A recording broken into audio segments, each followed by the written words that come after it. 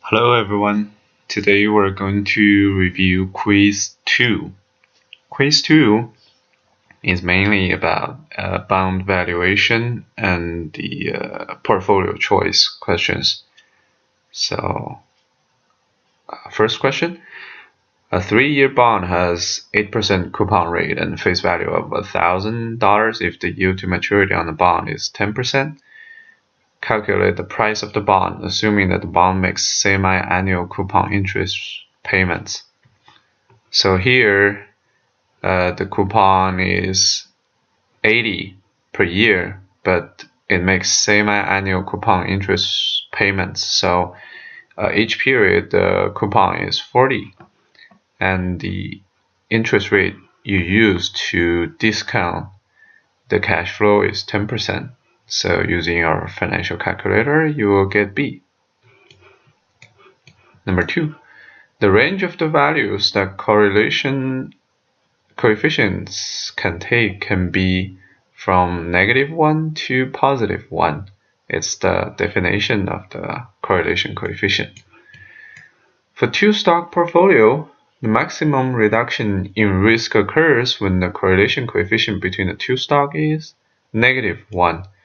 Because -1 means one stock is the perfect hedge for the other stock. Number 4, the duration of a 5-year zero coupon bond is, if it's zero coupon, the duration must equal to the maturity. So it's equal to 5 years. Number 5, the efficient portfolios, 1, have only unique non-systematic risk. Non-systematic means idiosyncratic or firm-specific or unique risk.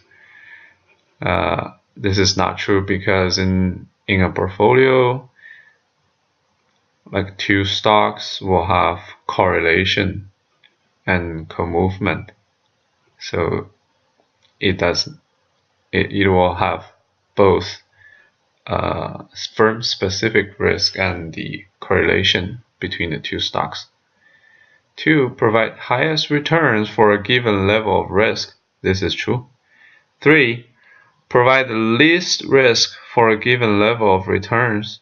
This is true. 4, have no risk at all. This is certainly not true. So it's 2 and 3 only. Number 6, the correlation measures the direction of movement between the returns of two stocks. Because this is the definition of the correlation coefficient. Number 7, in order to create an efficient set of portfolio through optimization using concepts from Markowitz portfolio theory, you will need to forecast only 2 variables, including the expected return and standard deviation or variance for the securities or asset classes in focus. This is false because we have to know the correlation coefficient between the two stocks so we can know the direction of movement between the returns of two stocks. Number 8, which of the following statements is most accurate and true regarding bond ratings? A, the ratings assigned are ultimately meant to indicate the probability of default for the bond issuer. This is true. Once a rating is assigned to an issue, it cannot be changed for the first 2 years after which it is reviewed or on a regular basis. This is not true because the rating can be changed accordingly when the news of a company or a country comes out. C, bond rated A and below are referred to as high yield or junk bonds. This is not true. Bonds rated A, well, it's definitely not junk bonds, it's good bonds. D, the rating agencies do not modify the ratings with positive and negative signs or numbers after the letters. This is not true. Number 9, an investor invests 40% of his wealth in a risky asset with an expected return of 18% and a variance of 0.1 and 60% in a treasury bill that pays 4% and with no variance because this is a risk-free asset. So his portfolio's expected return and standard deviations are: expected return is 40% multiplied by 18% plus 60% multiplied by 4%. And the standard deviation, notice that here we have the variance. We need to take the square root to get the standard deviation of this risky asset. So the standard deviation is 40% multiplied by square root of 0.1. So the answer is C. Number 10, the measure of risk in a Markowitz-efficient frontier is standard deviation of returns. This is the definition.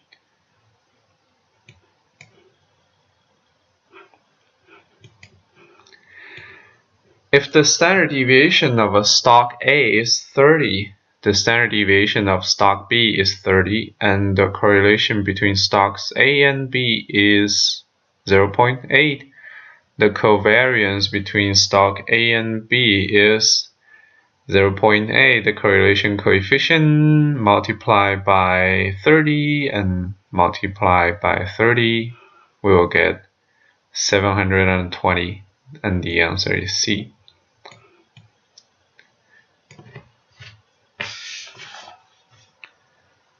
Number 12, an 8% annual coupon, $1,000 par value, 5-year bond yields 6%. If yields remain unchanged, what will be its price in 1 year? Please show your work. So the normal way of discounting a bond to the present is that we stand at today, but this question asks if we stand at the next year, like if we stand at time period 2, what will be its price? So we use the same discount method. The only difference is that now we only have 4 periods left. So we use the same discount method, annual coupon 8%, 1,000 par value. So the coupon is 80 per period. And the yield to maturity is 6%.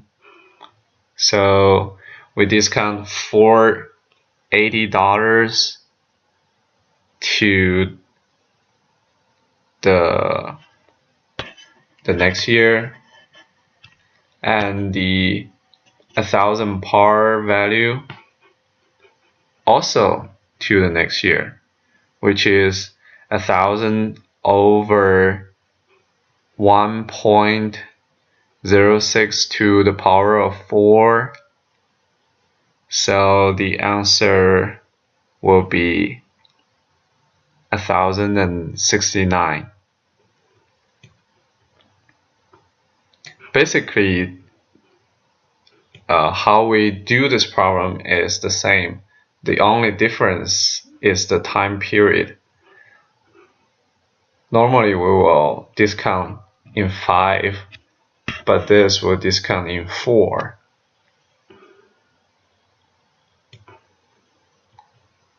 Number 13.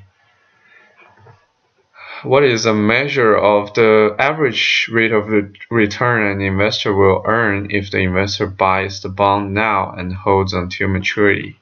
The answer is D, yield to maturity. This is the definition of yield to maturity.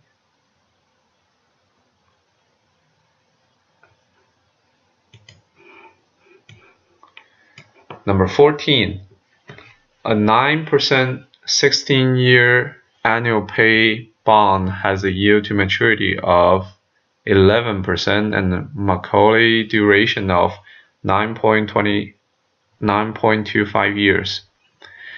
If the market yield changes by 32 basis points, how much the change will there be in the bond's price? So the answer is C. How do we solve this problem? We use the modified duration, or we can also use the Macaulay duration. So the question asks, what's the price sensitivity to the market yield? So we simply compute the price sensitivity with respect to the yield Y. And this is cash flow, this is the discounted cash flow, and we can get this is the duration, the Macaulay duration. And when we do the differential, we will get an additional 1 over 1 plus y, which is y here. We divide 1 plus the yield to maturity now. So this is the formula. It's so commonly used that we then define this formula as the modified duration. So simply put, the price change is proportional to duration, and we will have the formula like this.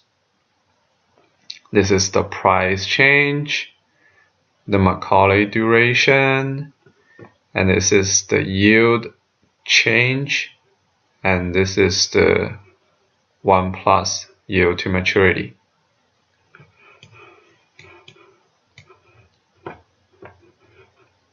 So the answer is C. This is the change 32 basis points. This is the change of market yield, which is the interest rate change, and multiplied by the duration. And according to this formula, if we use the Macaulay duration instead of the modified duration, we have to divide it by 1 plus the yield to maturity, which is 1.11. So the answer is C.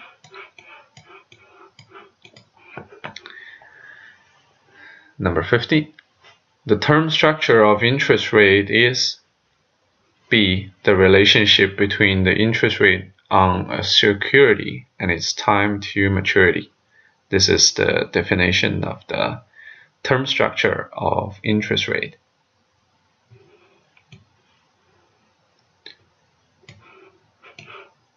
Here term means time, so the answer is B. Number 16. If a 7% coupon bond with a 1,000 par value is trading for $975, it has a current yield. Notice that it does not ask you about the yield to maturity. It only asks about the current yield. So the current yield would be the coupon over the current price. So the current yield is 7.18%.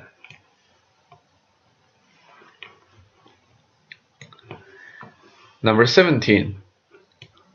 An 8% coupon bond, 1,000 par value, annual payments, 10-year to maturity, is callable in 7 years at a call price of 1,200.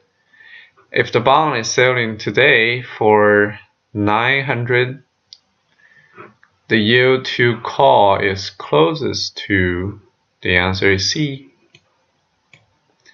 And how do we calculate this? We assume that in 7 years, the bond is to be called at 1,200. So the future value is 1,200. And the coupon is 80.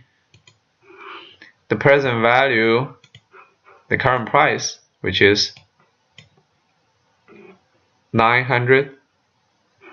And the time period when we do the discount is 7. So if you use your financial calculator, it'll easily give you the answer C, which is 12.18%.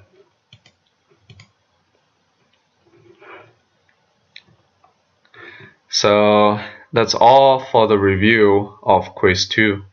Thank you.